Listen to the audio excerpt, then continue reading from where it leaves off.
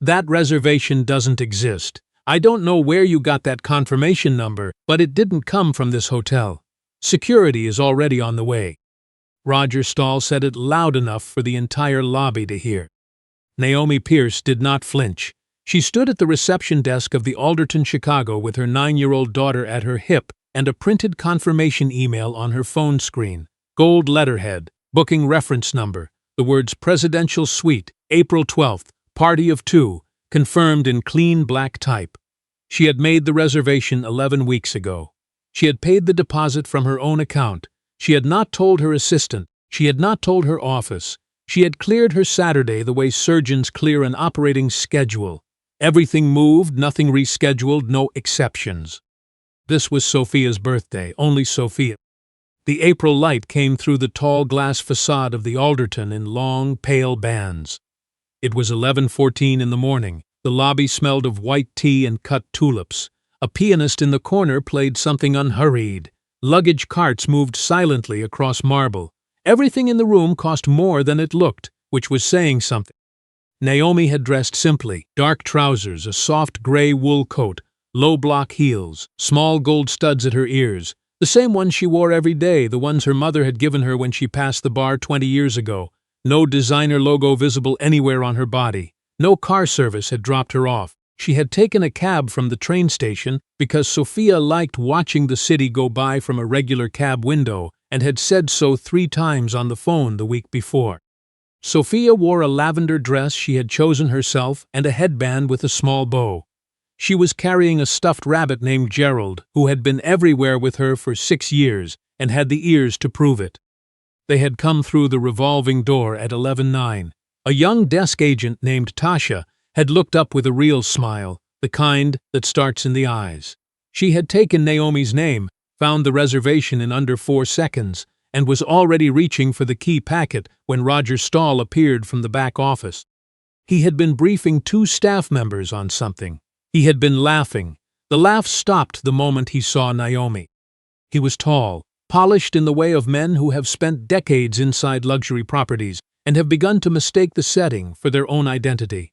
Charcoal vest, silver tie, hair swept back. He took in Naomi's coat, her plain heels, the child with the rabbit. Then he stepped in front of Tasha without a word of acknowledgement to either of them. "I'll handle this." He said it to Tasha without looking at her. Tasha's hands went still on the keyboard. She glanced once at Naomi. The apology in that glance was small and honest and gone before Roger turned back around. "Name?" he said. "Not good morning, not how can I help you. Just the one word. Naomi Pierce. I have a reservation." He typed something, looked at the screen, typed again. Then he made a small performative pause, the kind of pause designed to communicate doubt. "I'm not seeing anything under that name." "Your agent just pulled it up. Our systems have been having syncing issues." He did not look at her when he said this. He looked at the screen. "Can I see the card you used to book?" Naomi took out her card and placed it on the counter. Matte black. No visible numbers on the front. The kind of card most people never held in their lives. Roger picked it up. He looked at it for a moment longer than necessary. He turned it over. He set it back down with 2 fingers, the way someone sets down something they suspect has been left in a lost and found. "Do you have a secondary form of ID beyond the driver's license?" "I showed you my license." "We've had some fraudulent bookings lately, presidential suite reservations specifically." He said this quietly, but not quietly enough.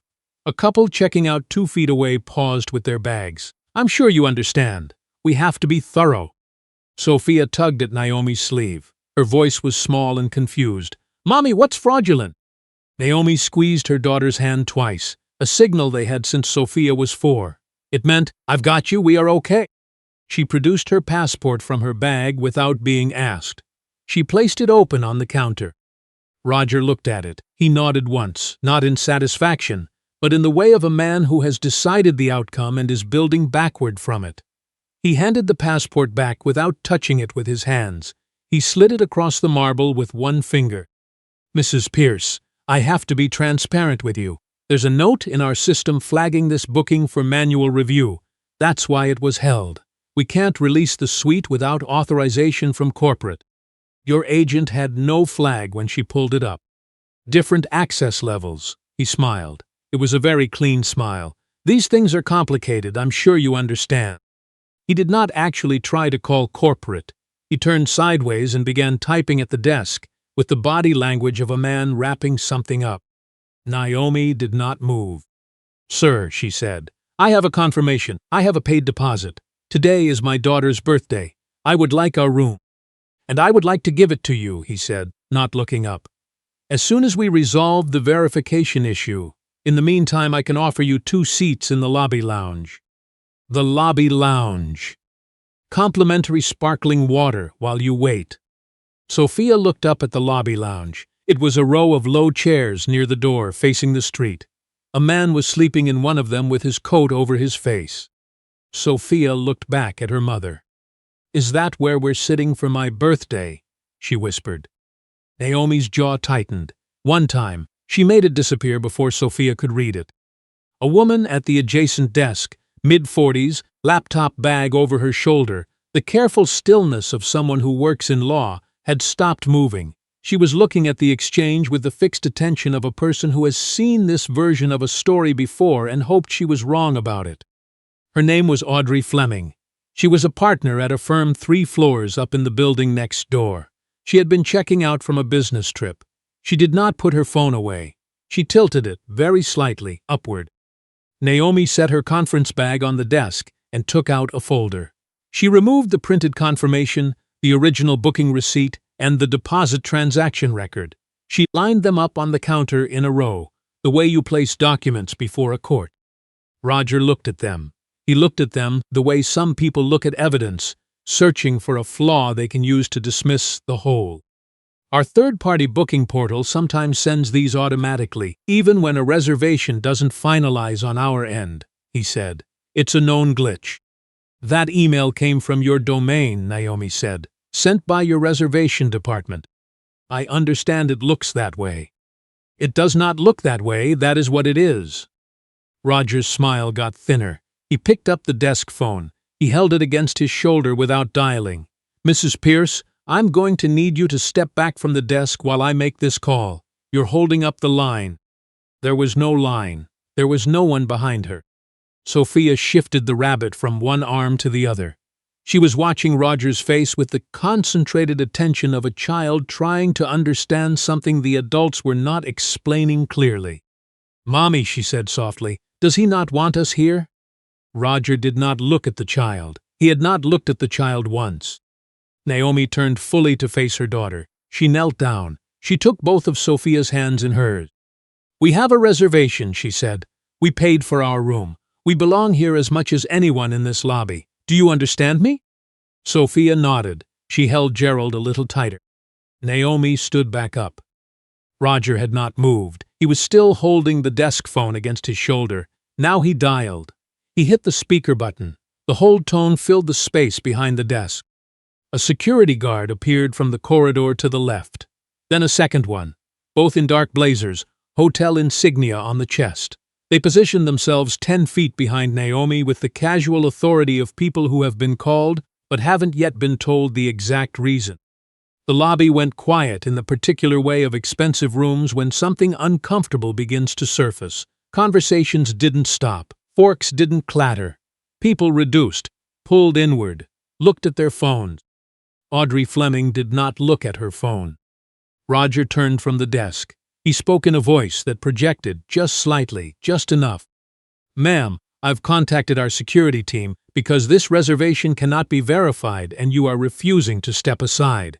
At this point, I am asking you to take your belongings and your daughter and exit the property.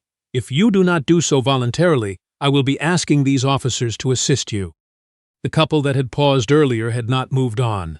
The woman's hand was over her mouth. Her husband had set his luggage down. A bellman 3 feet away stared at his shoes. Sofia's chin dropped. Her voice was the smallest thing in the room. "Are they going to take us away?" Naomi already had her arm around her. "No, they are not." "I heard that before, Mommy, on the news." "I know, look at me." Naomi cupped her daughter's face in both hands.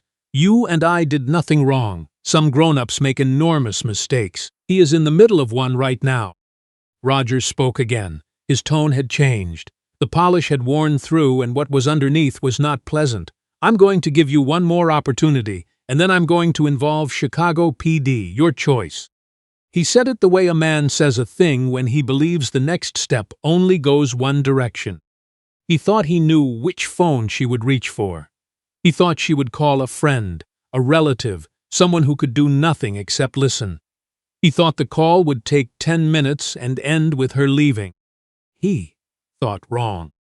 Naomi reached into the inside pocket of her coat.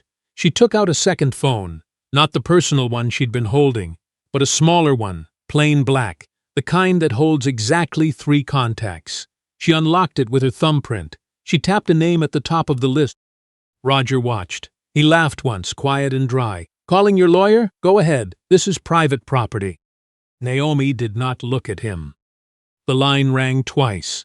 Then a voice answered, unhurried, already attentive, the voice of a person who answers every call this way because every call from this number matters. "Mrs. Pierce. Good morning."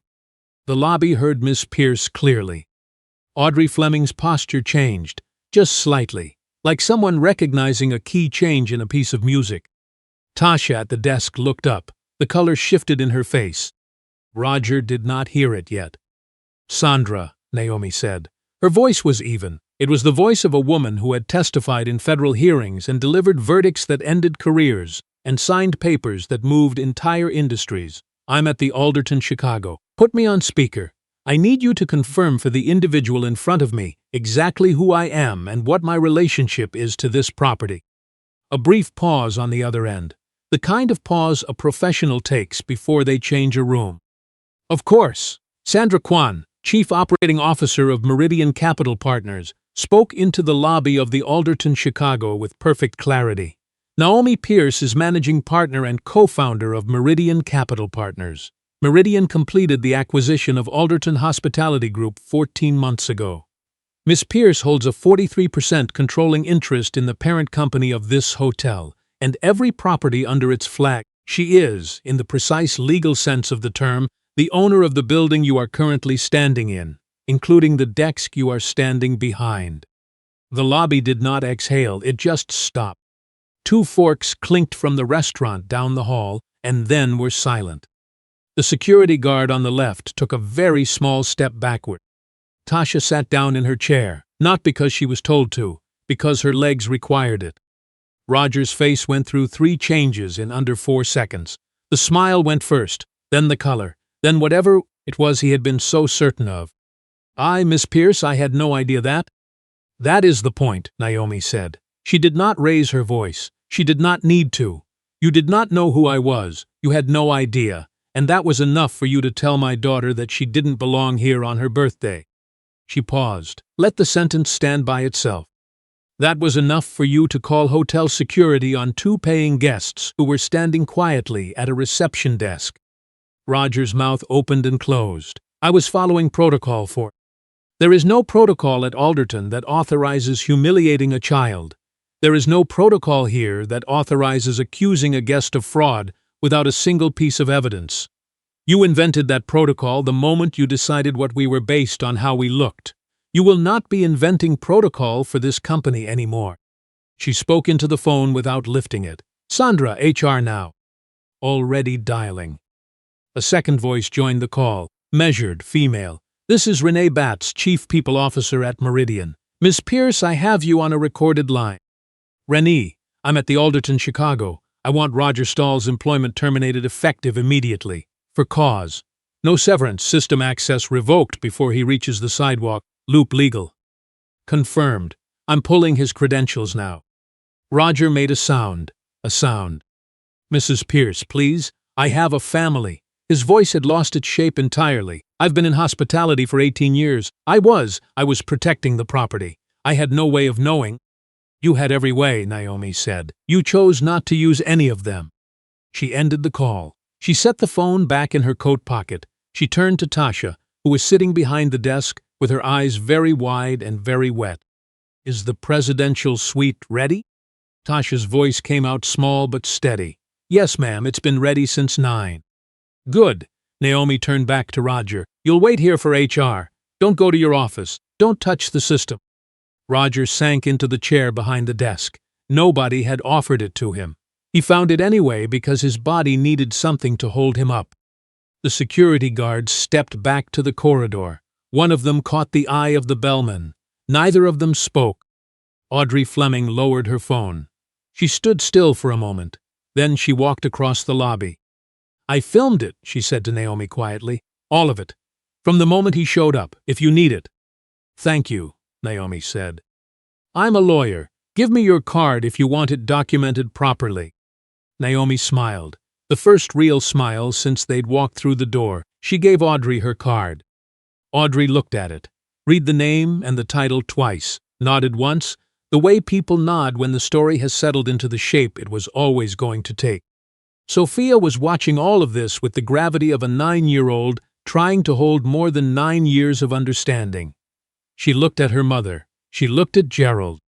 Mommy, she said, are we still getting our room? We are getting our room, Naomi said, and room service, and whatever you want from the dessert menu. Can Gerald have a pillow? Gerald can have 2 pillows. Tasha came around from the desk. She was still blinking back the end of something. She knelt in front of Sofia so she was exactly eye level with her. Miss Sofia, she said, happy birthday. I personally escorted exactly 0 guests to their suite today, and I would very much like to make that one. She looked up at Naomi. If that's all right. Lead the way, Naomi said. They crossed the lobby in a line. Tasha, Naomi, Sofia with Gerald tucked under her arm. The couple by the door watched them go. The woman had tears running straight down her face. Her husband put his arm around her without looking away. 3 hours later, Audrey Fleming posted the footage. She had filmed 22 minutes. The clip she uploaded ran 4. It started with Roger's hand sliding the passport back across the counter with one finger. It ended with Naomi saying, "You will not be inventing protocol for this company anymore." It hit 1 million views by midnight. By Sunday morning, the phrase had a hashtag. By Sunday afternoon, it had 3. By Monday, the story was on every major network. Cameras parked outside the Alderton. The doorman learned to say no comment with his hands in his pockets, which is harder than it sounds.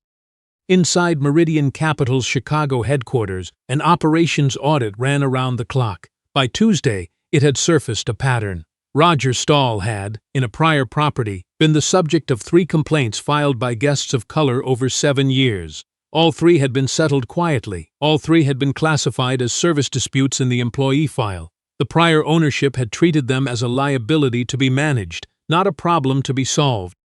That file was now open. It was being read by people whose job it was to act on it. A formal complaint was filed with the Illinois Department of Human Rights on Wednesday. It named the hotel, the prior ownership group, and Roger Stahl individually. False reporting of an imminent security emergency to hotel personnel. The call he had placed to the security team carried its own weight under the city's consumer protection statutes. His attorney called Meridian's general counsel that Thursday. The call lasted 6 minutes. It was not returned. Roger granted one interview, a podcast out of the suburbs. He said he was scapegoated. He said he was following procedure. He said he would do it again. The host let him finish. Then the host played the 4-minute video back on air, pausing twice. Once on the moment Roger slid the passport across the desk. Once on the moment he said, "I had no way of knowing." The comments filled before the episode was over. Tasha was promoted to senior front desk manager the following Friday. Naomi called her personally to tell her. Tasha said she was going to cry. Naomi said she had already cried twice that week herself, so Tasha should feel free. Nathan Reeves, the regional VP who arrived at the hotel 4 hours after the incident, stood in the lobby and addressed the staff in a brief all hands. No cameras, no statement. Just 12 people and one direct message. The standard at every Alderton property going forward is simple.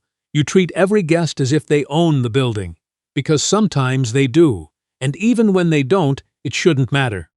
6 weeks later, Naomi stood at the podium of the American Hospitality Leadership Forum in Washington, D.C. She did not use notes. She said, "My daughter asked me on her birthday whether we had done something wrong." She was 9 years old and she already knew the feeling of not being wanted in a room. That is not a feeling a child should have to name. And so what we are announcing today is not a policy change. It is a standard. Every Meridian property, every flag, every market will operate under a guest equity framework with external oversight, mandatory review, and zero tolerance for the kind of discretionary humiliation that is invisible to everyone except the person experiencing it. She paused. I happen to own the building. Most people don't. The standard doesn't change. She had finished her remarks and was stepping away from the podium when a woman near the back of the room raised her hand. 60s. White hair. A hotel pin on her lapel from a brand that competed directly with Alderton. Mrs. Pierce, the woman said, do you expect other groups to follow? Naomi looked at her for a moment. I expect my daughter to come back to the Alderton every April for the rest of her life, she said. And I expect her to bring her own daughter someday. And I expect that when they walk through that door, someone will smile at them and find their name in the system and take them to the best room in the house.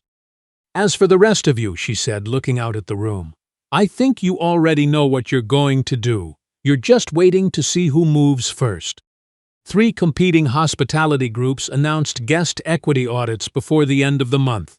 None of them mentioned Naomi Pierce by name. They didn't have to. A letter arrived at Meridian's Chicago office 8 weeks after the video. Plain envelope, no return address. Inside, a single card, the kind you buy from a drugstore display.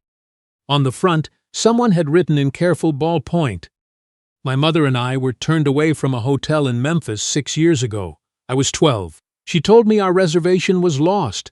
I didn't believe her, but I didn't say anything. Last month, I watched your video with her. I told her I believed her now. She cried for a long time. Then she said, good, now you know. We went back to that hotel last weekend. They gave us the corner room. Thank you for the door. Naomi read the letter twice at her desk. Then she set it flat on the corkboard beside her window, where the Chicago skyline sat behind it like a frame for something that had needed framing for a very long time. The following April, Sofia turned 10. She chose the Alderton again, which nobody had suggested to her. She had simply said, the week before her birthday, I want to go back to the place where Mommy fixed it. They sat by the window this time. Room service. Lavender dress, new headband, Gerald in his own chair with his own pillow. 2 pillows, as promised. Tasha brought the cake herself. Afterward, in the elevator on the way back up, Sofia was quiet for a moment. Then she looked at Naomi with that particular seriousness she got sometimes, the one that was older than 10. Mommy, she said, what if someone does that to me someday, when you're not there? Naomi looked at her daughter. She thought about the right answer for exactly 1 second. Then you take out your phone, she said, and you call me, and I will be there before they even know what's coming. Sofia considered this. She nodded. She held Gerald to her chest. Good, she said. The elevator doors opened on the 14th floor. They walked down the hall toward their room, mother and daughter, and neither one of them looked back. Now here is the question this story leaves with you. Have you ever watched something happen to someone in a public place and told yourself it wasn't your fight? Have you looked away, or looked down, or decided the cost of speaking was more than you were willing to pay? Tell us in the comments. We read every single one. If this story moved something in you, share it with someone who needs to hear it. Subscribe, because the next story is already waiting, and it might be sitting in a room you've been in before.